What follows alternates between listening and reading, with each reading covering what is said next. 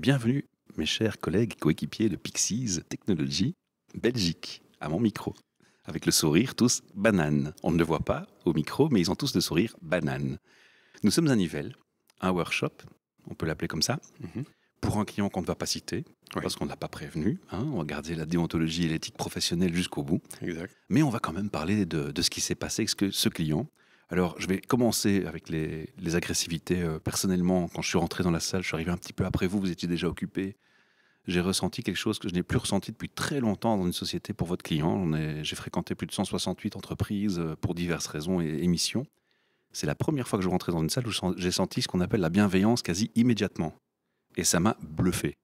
Après, je suis resté silencieux, j'ai observé, et c'est là qu'on va commencer. Alors, on va commencer par Norman pour le tour de table. Tu as organisé cette journée, tu as négocié cette journée avec ton client. Peux-tu d'abord, pour les auditeurs ou pour les personnes qui nous écoutent, nous dire quel était l'objectif ? Comment est-ce que ça s'est préparé ? Et puis, qu'est-ce que les gens qui étaient dans la salle avaient comme information avant de commencer ? Pour moi, ça me paraît les bases à établir. Oui. Merci Michel pour l'introduction. Donc, en gros, notre client nous a contactés, non pas justement pour organiser cette demi-journée, mais plutôt pour le sensibiliser à ce qui pourrait arriver s'il décidait de passer à un modèle agile. Et chemin faisant, en discutant avec eux, ils nous ont dit en gros qu'ils avaient cette demi-journée ce matin. Et on a sauté sur l'occasion justement pour leur proposer une expérience. Moi, je ne suis pas du style à venir expliquer c'est quoi l'agilité, les bénéfices. Voilà, c'est bien un petit peu de temps, mais je veux plutôt leur faire vivre une expérience. Et en gros, c'est là-dessus qu'on a construit la matinée. C'était quelle expérience pourrait-il vivre pour justement s'imaginer et si on passait à un modèle agile, à quoi ça ressemblerait. Donc, alors, il faut dire que dans ton équipe, pardon de t'interrompre Norman, tu as quand même un élément clé qui n'est autre qu'Éric de Cosso. Et quand on dit Éric de Cosso, on dit jeu, gaming, gamification. Donc, quand tu me dis, j'ai pas l'habitude de présenter dans une audience une théorie de plomb, j'imagine que Éric n'est pas très loin. Alors, on va peut-être lui passer la parole pour lancer ce qui le passionne le plus au monde, le jeu.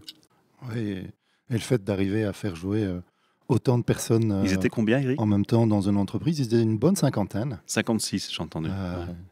Et pas forcément juste des équipes sur le terrain, mais plutôt des gens qui ont des responsabilités d'équipe. Et donc on s'est dit, si on arrive à leur faire vivre en même temps un moment où ils ont un petit froncement de sourcils tous ensemble, de l'impact que ça pourrait avoir. Et donc on les a plongés dans un jeu pendant deux bonnes heures avec... J'ai repéré beaucoup d'interrogations, j'ai repéré des à quoi ça sert, j'ai repéré des est-ce que je fais bien, est-ce que j'ai bien compris, etc. J'ai repéré aussi une résistance au changement en moi, à une table, un monsieur. J'ai vu son regard qui était vraiment inquisiteur. Ouais, je sais pas si tu penses à la même personne que moi, mais si, je t'ai rediscuté à la fin et je lui avais dit pendant l'atelier, je dis voilà, essayez de faire... vous avez dit ce matin que dans vos plans, il y a expérimenter des choses et apprendre de vos erreurs. On est dans un contexte où on peut rater. Ce n'est qu'un jeu. Donc, en admettant même que ça ne vous convienne pas, vous perdez une demi-journée, mais vous avez essayé quelque chose. Et donc, je lui ai demandé de me faire confiance jusqu'à la fin de la partie. Et donc, quand même, j'étais un peu inquiet. J'avais envie de savoir comment il avait vécu ça. Donc, j'étais le voir à la fin. Et il m'a dit clairement l'objectif était atteint, donc c'était assez sympa. Il me l'a dit aussi, j'étais à table avec lui après, il est revenu. J'ai vu le faciès, ça a complètement changé, il s'est modifié, il était radieux alors qu'au matin il était tendu. C'est impressionnant de voir comment on peut voir sur le visage des gens à quel point ça les touche ce que vous faites ou pas. Et je crois que la gamification n'y est pas pour rien dans le jeu ici. Tout à fait, ici, pour moi le déclencheur c'est ça, c'est vivre une expérience. L'idée, c'est pas de leur expliquer les bienfaits de l'agilité, ça ils peuvent le lire n'importe où, mais le vivre, ça ancre et ça permet justement de raccrocher une émotion à une théorie quelconque. Donc moi, je préfère clairement ces interactions-là. Alors évidemment, on a moins d'interactions comme ça que juste envoyer un petit mail ou une présentation PowerPoint, voilà. Mais pour moi, ça ne remplace pas l'expérimentation qu'ils viennent de vivre. Et justement, en préparant cette demi-journée, je voulais vraiment qu'on mette tous les atouts de notre côté, et du leur d'ailleurs. Donc j'ai invité en fait 2 personnes en plus à participer à cette demi-journée. Eric et moi, je pense qu'on forme un binôme Habituel. Habituel, voilà, on se connaît, on sait comment ça marche, on connaît bien les workshops. Et donc j'ai invité Gilles et Olivier. Donc Olivier vient de chez Elia, donc qui est un de nos partenaires aussi, un de nos clients. Parce que pour moi, c'est important justement qu'on n'ait pas que un rapport fournisseur-client, mais vraiment deux personnes qui pourraient faire partie de la même communauté et qui discutent de ce qui se passe dans leur société. Donc on pourrait dire, voilà, il y a un biais dans la relation entre un client et un fournisseur. On pourrait dire un fournisseur essaie toujours de vendre son service. Là, ce n'est pas le cas. C'est quelqu'un qui vient du terrain et qui a pu apporter justement une lumière différente. Et Gilles, de son côté, est un petit peu plus novice. Pour moi, c'est un facilitateur, mais dans le côté agile, il a beaucoup moins d'expérience. Et je trouvais ça assez pertinent d'avoir justement des personnes qui ont des expériences différentes et des rôles différents dans cette matinée. Donc, je vais peut-être laisser la parole à Olivier pour partager son retour d'expérience. Alors Olivier, courage. La voix est à toi. Merci beaucoup. Moi, le retour d'expérience, c'est assez simple. C'est que c'est des choses que j'adore parce que justement, on fait un échange d'expériences. Et donc, chez Elia, on invite parfois des personnes à venir nous inspirer. Et ici, moi, quelque part, premièrement, le fait de pouvoir venir parler à d'autres personnes, d'avoir une différente audience, d'avoir du feedback différent aussi, pouvoir d'une certaine façon regarder, observer ce qui se passe ailleurs par rapport à chez nous et regarder ce que je pourrais attirer là-bas. Pour moi, ici, c'était super riche au niveau du partage, mais c'était aussi super riche au niveau simplement de ma propre formation. Pourquoi ? Parce que, par exemple, ce jeu, je l'ai expérimenté plusieurs fois, je sais les bienfaits que ça fait, je l'ai ressenti, mais par exemple, je ne l'ai jamais facilité. Donc le fait de pouvoir le faire ici, pour moi, c'était une super opportunité d'apprentissage. C'est de l'autre côté du rideau. Exactement. C'était parce que j'ai déjà facilité beaucoup de jeux, mais celui-là, je ne l'avais jamais fait. Donc je trouvais ça hyper chouette.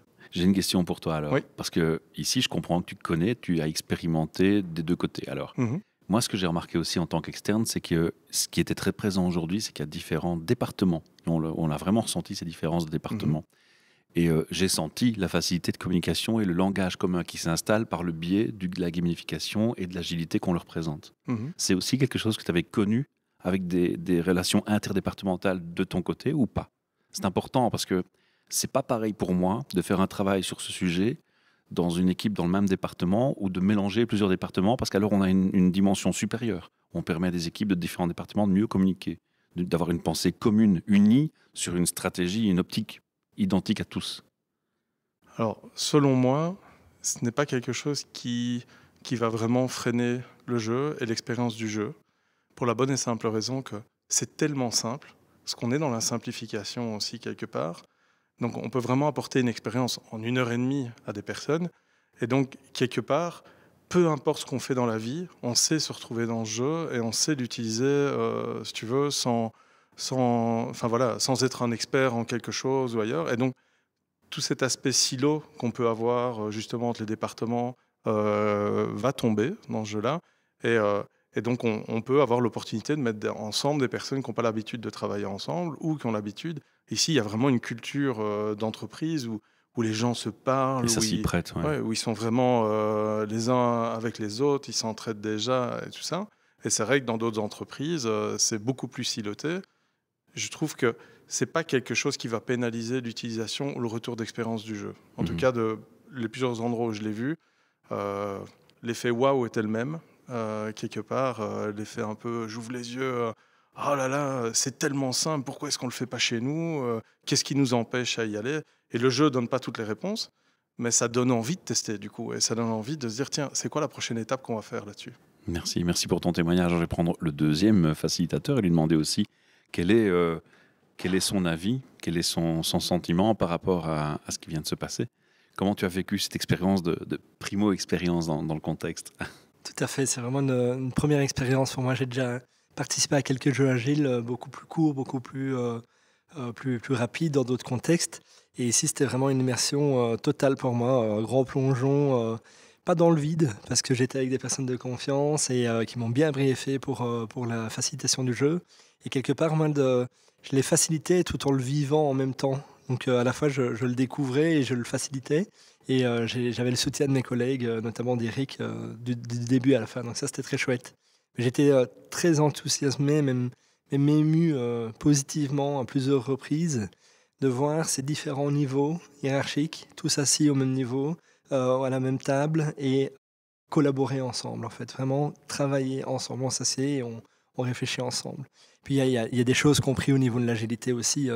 Quand Eric propose tout à l'heure, pour avoir le silence, de lever la main plutôt que d'appeler le silence par du bruit supplémentaire en tapant dans la main ou quoi.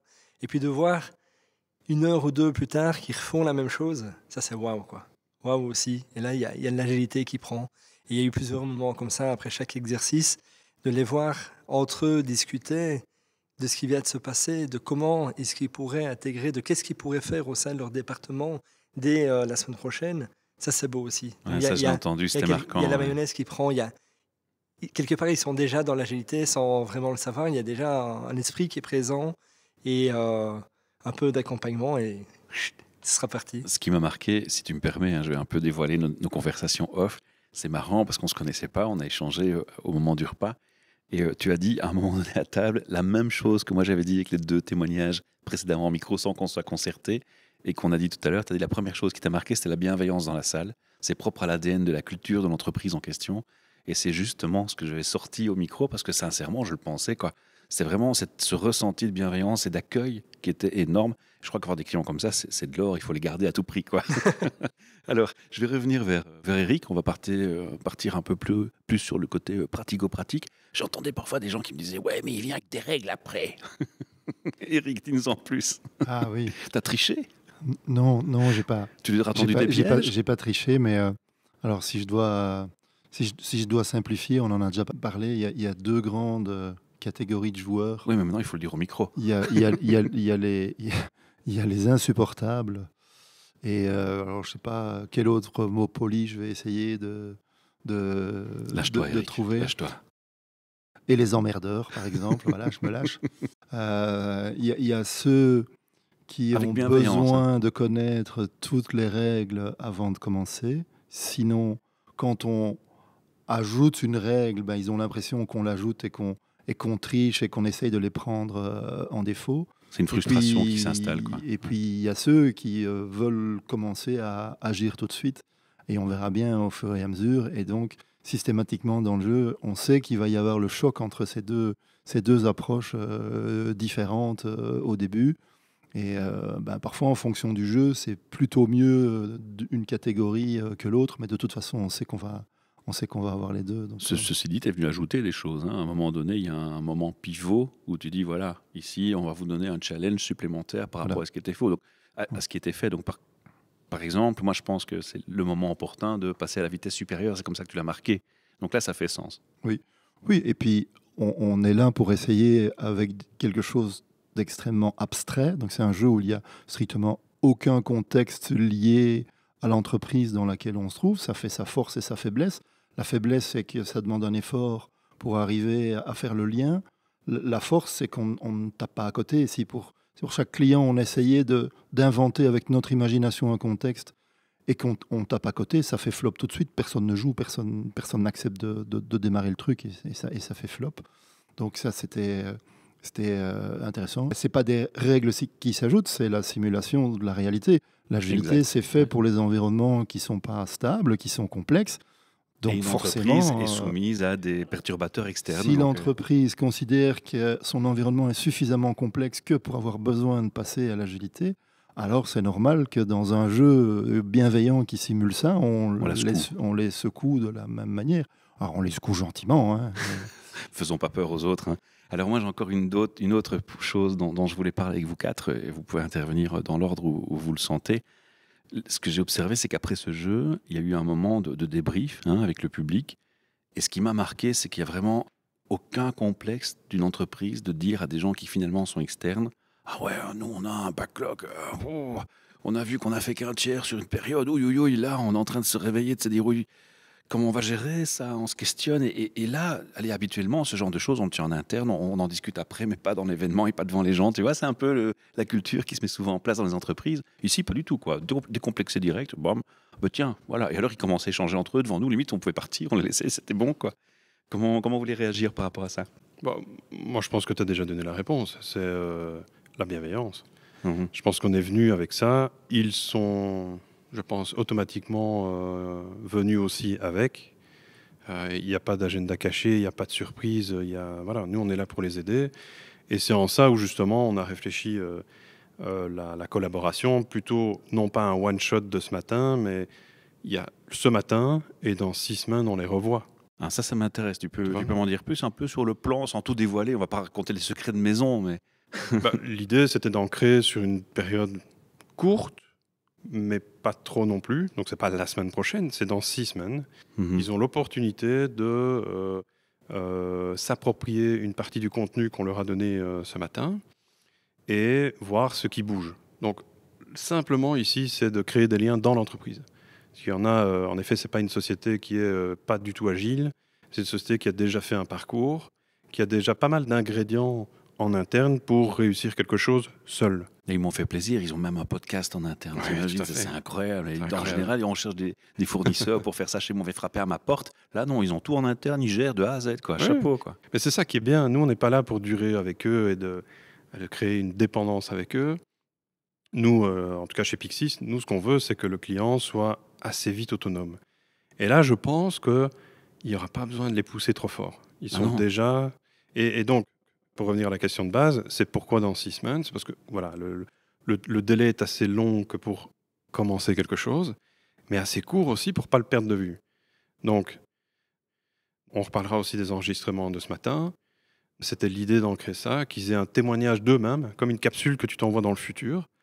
Et ils ont déjà une partie de management visuel. Donc, ils ont un certain nombre d'éléments sur lesquels ils peuvent déjà agir. C'est parfois des idées, on ferait bien ça. Ok, allez-y. Donc, dans 6 semaines, nous, on sera là pour dire qu'est-ce que vous avez fait. Tous vos clients sont à ce stade-là, parce qu'on sent franchement que dès le départ, il y avait déjà 2 pas d'avance. Hein. Oui, très clairement. Non, pas du tout. Je pense que c'est un des clients qui est le plus avancé. Et comme je te disais, on n'aura pas besoin de les pousser trop fort. Ils sont déjà bien, ils ont l'envie. Donc nous, au matin, ce qu'on a fait, c'est un peu de l'ouverture d'esprit et stimuler un peu le désir chez ceux qui étaient un peu, comme la personne que vous citiez tout à l'heure, un peu du oui, mais. Ok, maintenant c'est oui et on avance. Donc là, ils ont les cartes en main. Parfait. Un témoignage encore, une remarque encore d'observation de votre côté? Par rapport à ce que tu disais sur le côté, ils osent se lâcher un peu devant tout le monde comme ça. C'était assez surprenant, moi. Quelque part, je me dis, en fait, chez eux, ils ont un niveau de confiance qui est un peu la base d'une bonne équipe qui va pouvoir aller loin et tout ça. S'il n'y a pas la confiance, on va nulle part. Le DRH m'a dit que c'est dans leurs valeurs. Ouais. Ça ne m'étonne pas. Mais des fois, quand c'est dans les valeurs, quand c'est écrit sur les murs, c'est ce qu'on n'a pas et c'est ce qu'on essaie de viser. On essaie d'éviter le value washing. Là. Ouais. Ici, pour moi, ils n'auraient pas besoin même de le noter parce que j'ai vraiment l'impression qu'il y a ça. C'est vécu. Et dans les premiers échanges, quand on a préparé l'intervention, il y a eu justement un échange là-dessus parce qu'il m'expliquait qu'ils avaient des échanges avec la direction, entre la direction et les employés. Et ce qui était marquant pour moi, c'est pas qu'ils aient des échanges avec eux. C'est que par exemple, vous avez des moments vraiment... Donc, qui était vrai, qui était transparent, qui était authentique, un peu comme ici. Pourquoi? Parce qu'ils disaient, on vient avec nos questions et il n'y a rien de préparé. Et honnêtement, souvent en entreprise, ils ont les questions avant, ah oui, qu'est-ce qu'on va répondre pour paraître bien et tout ça. Ici, c'est pas ce qu'ils cherchent. Ils cherchent juste à avoir un échange vrai. Et je pense qu'aujourd'hui, on a eu ça aujourd'hui. De l'authenticité. Et je crois que d'une certaine façon, il y a beaucoup de gens aussi, il faut gagner leur confiance. Hein. Et ici, j'ai l'impression qu'ils l'ont donné dès le départ. À nous de ne pas la perdre, du coup, mais j'ai envie de dire, ils l'ont donné dès le départ. Et donc, le fait qu'ils se lâchent comme ça devant nous, pour moi, c'était juste nous montrer aussi que, hey, les gars, c'est bon, vous êtes à la maison, vous avez le droit de savoir aussi, et on vous fait confiance que vous n'avez pas à les dire à l'extérieur. C'est un beau compliment, clairement. Ouais. Pas mal. Et toi, pour ton côté, qu'est-ce qui t'a frappé d'autre dans les échanges, et surtout dans le débriefing, notamment? Norman parlait d'équipes bienveillantes, Olivier, de confiance au sein des équipes, de rencontres dans l'authenticité. Moi, j'ai vu beaucoup de passion au sein des personnes de cette équipe et des personnes engagées au service de leur entreprise et qui ont envie de satisfaire le client. Et ils sont vraiment engagés dans cette dynamique-là. Et cette passion, elle se ressent dans la manière dont ils ont joué, dans la manière dont ils échangent, la manière où ils viennent nous rencontrer aussi, et dans leur curiosité à continuer à se développer et à poursuivre leurs efforts pour toujours s'améliorer. Ok, super. Et ça, c'est vraiment intéressant.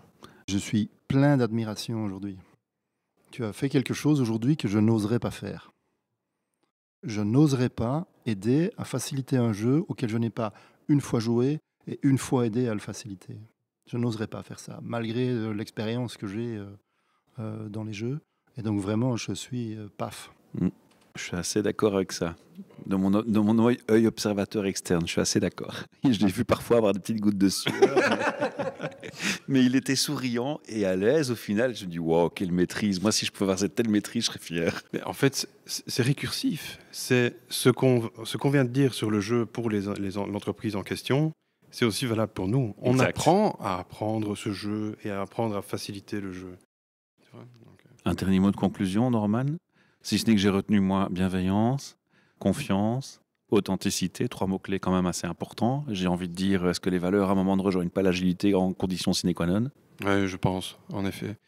Mais conclure, en tout cas, c'était une super expérience. Clairement.